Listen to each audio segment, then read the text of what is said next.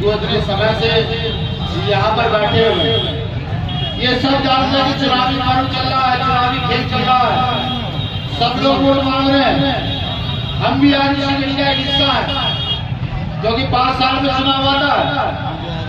वो चुनाव आपकी व्यवस्था बदलता है, वो चुनाव आपके घर, गली, मोहल्ले, आपके व्यापार तक में फर्क डालता है।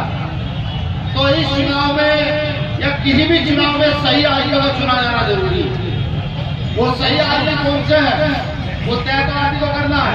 मेरा काम तो सिर्फ आपको बताना कि सही और गलत है। तथागत गौतम बुद्ध के चरणों में नतमस्तक होते हुए संतों में संत श्री सतगुरु रविदास जी महाराज, संत कबीर, गुरु नानक देव, गुरु घासीदास एवं तमाम संत जिन्होंने भारत की सर्जन में पैदा होकर के भारत के छूतों के लिए, भारत की महिलाओं के लिए या भारत के उस वर्ग के लिए काम करने का काम किया जिसको इस देश के लिए हक और अधिकार नहीं थे, उन सभी संतों के चरणों में नमन करता हूँ। तमाम महापुरुषों के चरणों में नमन करता हूँ जिन्होंने इस देश में सबका समानता की बात कही, जिन्होंने बराबरी की बात को सबको नमन करता हूँ। और आखिर में नमन करता हूँ डॉक्टर बाबा साहब अम्बेडकर मांडवकर साहब का खिलाफ साहब। एक ने संविधान देकर इस देश को ताकत दी, लोकतंत्र का मतलब बताया और कहा कि जिसकी जितनी संख्या भारी उसकी उतनी हिस्सेदारी, अपनी संख्या के हिसाब से अपनी हिस्सेदारी देना जा सके। लेकिन अफसोस समाज हिस्सेदारी नहीं दे रहा। मान्यवर काशी राम साहब ने राजनीतिक चेतना दी और कहा बिना धन के भी राजनीति हो सकती है। आपका बेटा, एक मजदूर का बेटा, एक तेल बेचने वाले का बेटा, एक मोची का बेटा भी विधानसभा में जाकर बोल सकते हैं। सारे काशीराम साहब ने दिया, उनके भी जय बताए। साथियों, यहाँ सिर्फ इस विधानसभा में हमारा चुनाव चिन्ह अलमारी का निशान है, बाकी सब जगह के जिला यहाँ अलमारी का निशानों की षड्यंत्र के तहत हुआ। तो इस विधानसभा पर सब लोग याद रखेंगे, हमारा चुनाव चिन्ह अलमारी का निशान है। अब 5 मिनट के लिए आप सब लोगों से बात हो जाए कि आखिर आजाद समाज पार्टी भीम के लोगों को ही वोट क्यों देना, आखिर ऐसा आपका क्या है जो 70, 80 साल पुरानी पार्टियां हैं उनको वोट नहीं दे। मुझे सुने, यहाँ जिनकी दुकानें हैं वो सुने, जिन्होंने ठेली लगा रखी है वो सुने, जो आते जाते लोग हैं वो चाहे दूसरी पार्टी के लोग हैं वो भी सुने। इस प्रदेश का बजट कई लाख करोड़ रुपए है, लेकिन जब उस बजट के वितरण की बात आती है, उस बजट के लगन की बात आती है, इस प्रदेश में इस विधानसभा में बजट का कितना हिस्सा लगा तो अपनी विधानसभा को सर्च मारिएगा, इस विधानसभा के गांव सर्च मारिएगा और 3 दिन जाकर सर्वे कीजिएगा कितने गांव में पक्की सड़कें हैं, कितने गांव में अच्छे नलके और अच्छे स्कूल हैं। तो फिर आकलन कीजिएगा क्या इस देश के अंदर बजट का जो पैसा कई लाख करोड़ मध्य प्रदेश के लिए सेंक्शन होता है वो सही यूज हो रहा है या नहीं हो रहा है। अपने आप से सवाल पूछिएगा, जब किसी बेटी की हत्या होती है, जब किसी का बलात्कार होता है, जब जाति धर्म के नाम पर मारा पीटा जाता है, जब गरीब अमीर की बात होती है, तो कौन आपके बीच जाकर सबसे पहले खड़ा होता है? अपने आप से सवाल पूछिए। आज देश की व्यवस्था छिन्न भिन्न है, आज लोग जोर जोर से भारतीय जनता पार्टी के कसीदे पढ़ रहे हैं। एक कहते हैं कि नहीं बहुत मजबूत पार्टी है, धर्म को मजबूत कर रही है। धर्म कोई मजबूत करने की जगह नहीं, धर्म एक ऐसी चीज है कि धर्म स्वतः मजबूत होता है। किसी की जिंदगी पूरे देश में ऐसा नहीं कोई धर्म को मजबूत कर सकता, धर्म स्वतः मजबूत होता है। लेकिन हाँ, आडंबर मजबूत किया जाता है, षड्यंत्र मजबूत किया जाता है, गैर बराबरी मजबूत की जाती है। आज देश में व्यापारीकरण बड़े पैमाने पर, व्यापारीकरण का मतलब समझ रहे हैं क्या? छोटे पैमाने में समझाता हूँ, लाख 2 लाख करोड़ की बात करूंगा तो आप ये कहेंगे जैसे कौन बेवकूफ हो गया कि जो दुकानें छोटी छोटी कपड़ों की दुकानें यहाँ खुली हुई है, ये दुकान वाले समझे कि जो बड़े बड़े मॉल आज पूरे देश में स्थापित हो रहे हैं, कोई चाइना का रिलेटेड है, कोई अमेरिका का रिलेटेड है, कोई रूस का रिलेटेड है, कोई जापान से रिलेटेड है, ये तो यहाँ स्थापित हो रहे हैं। ये जो आज दे रहे हैं कि एक शर्ट के साथ एक फ्री, एक शर्ट के साथ एक शर्ट फ्री, ये किसी ने दे रहे हैं? क्यों दे रहे हैं? ये इसलिए दे रहे हैं कि छोटा व्यापारी कब इस देश से नष्ट नाबूद हो और सिर्फ हम लोग यहाँ पर व्यवस्था स्थापित कर सके। ये आप सब लोगों को समझना होगा, और अगर आज नहीं समझे 5 से 10 साल का समय लगेगा जब आपके व्यापार छिड़े होंगे। आज तो मैं जाता हूँ, मेरे गरीब परिवार में शादी हो तो मैं पड़ोस की दुकान पर जाता हूँ, मैं कहता हूँ साहब हमने दे दीजिए, बेटी की शादी है, पैसे नहीं, पैसे अगले महीने दिए जाएंगे, आप दे देते हैं। लेकिन वो मॉल वाले लोग जो आकर कई लाख रुपए कमा कर ले जा रहे हैं, क्या वो गरीब आदमी को उधार देंगे? क्या क्या आपको दे देंगे? नहीं। अभी आपने देखा होगा मिठाई वाले हमारे साथ ये भी सुने, अभी बाबा रामदेव का रसगुल्ला आया है पैकिंग में, उससे पहले बड़ी बड़ी अडानी की कंपनियों के, टाटा की कंपनियों के और उनके जो प्रोडक्ट है उनके रसगुल्ले पर आ रही है पैकिंग में। आपसे दुगना रेट है, आपसे दुगना रेट है, वो खड़ा कर बिक रही है। अब सोचिए 5 साल के बाद क्या होगा? 5 साल के बाद ये होगा कि आपका लड्डू बना हुआ जो सदियों से इस देश में प्रचलित है वो खत्म हो जाएगा, और वो जो बर्फी, वो जो डुप्लीकेट या फर्जी बनकर वहां से आ रही है, जिसका पैसा उन लोगों के लिए मिलेगा, वो इस देश में घटना शुरू हो जाएगा। देख लीजिए, ये किसान और मजदूर का देश है। यहाँ किसान मजदूर की बात नहीं होती, यहाँ जाति और धर्म की बात होती है साहब।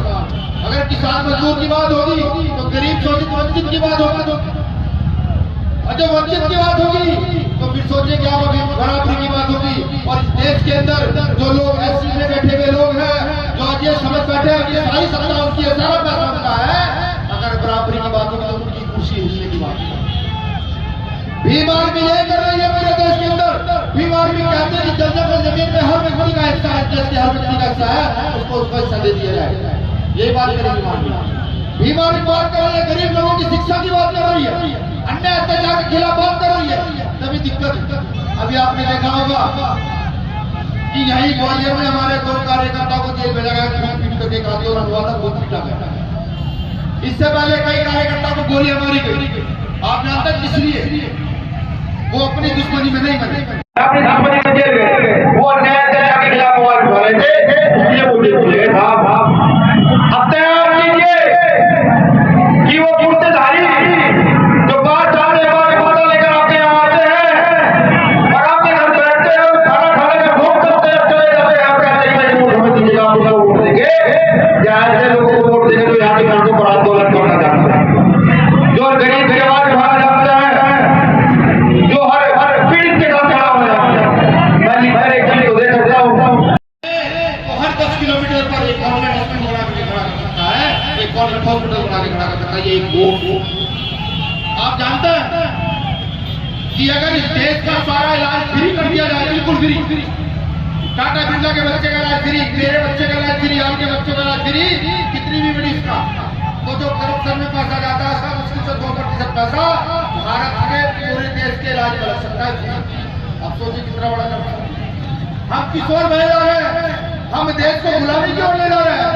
भारत माता की जय कहना देश प्रेम नहीं दोस्तों, भारत के शोषित वंचितों की जय कहना देश प्रेम है। जब इस देश का किसान मजदूर खुशी होगा तो वो देश प्रेम है, वही देश प्रेम लोग करना चाहते हैं। तो मैं आपसे निवेदन करता हूं, अपनी व्यवस्था को सुधारने के लिए, अपने आने वाले भविष्य के लिए, नए लोगों को खड़ा करने के लिए, नई राजनीति को जन्म देने के लिए, जैसे साहब काशीराम साहब ने नई राजनीति को जन्म दिया था, आप अपने बीच के व्यक्ति को जिताकर भेजने का काम करें। अगर आप अपने बीच के व्यक्ति को जिता कर भेजेंगे तो वही आपकी समस्याओं पर बात करेगा।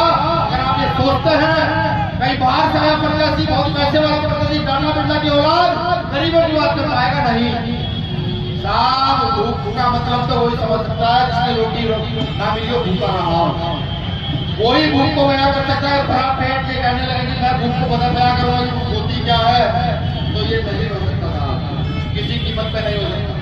तो हम वही लोग हैं, सड़क से उठे हुए लोग, अन्याय अत्याचार के खिलाफ लड़ते हैं। अब आप देखिए मध्य प्रदेश में जो सरकार थी, जब अन्याय अत्याचार हो रहा था, सब चुप रहते थे, सब हम लड़ते थे, हम लड़ते थे, हम जाते थे यहाँ के जेलों में, हम कहते थे सरकार को गलत करेंगे, मुंह तोड़ जवाब देंगे।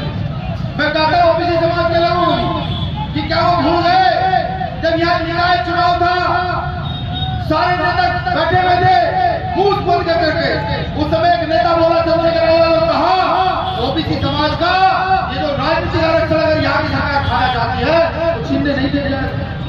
लड़े, सरकार को मजबूर होकर के निकाय चुनाव में ओबीसी का आरक्षण बहाल करना पड़ा। और क्या चाहते हो, और क्या लड़ाई हमसे चाहते हो, ये बताइए।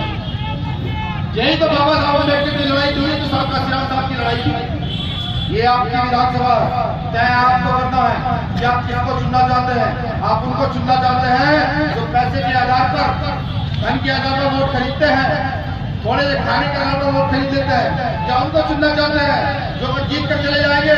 वो विधानसभा जितने दिन चलेगी उतने दिन हंगामा विधानसभा में दलित आदिवासी पिछड़ों के लिए होता रहेगा। उनको जिताना चाहिए। मैं जानता हूँ उनके पास बहुत पैसा है, वो खूब पैसा देकर के वोट खरीद लेते हैं। वो चाहते हैं कि हम वोट खरीद कर जीत जाएं और फिर पैसा कमाएं।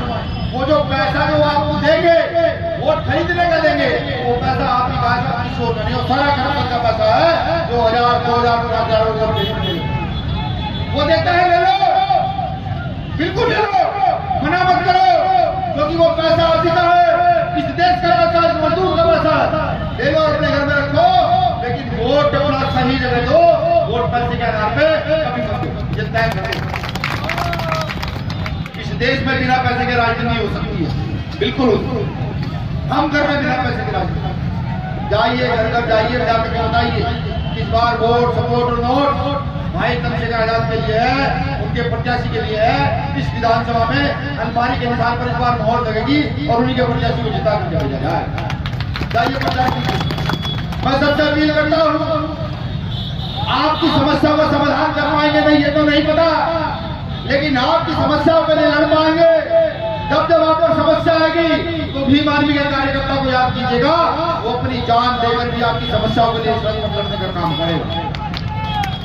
साफ चुनावी समर है, आज आचार संहिता है, आज हो सकता है कि प्रशासन बात माने ना माने, पहले फैसला तो नहीं है, भीम आर्मी मान जाए प्रशासन ना माने माननी पड़ती है।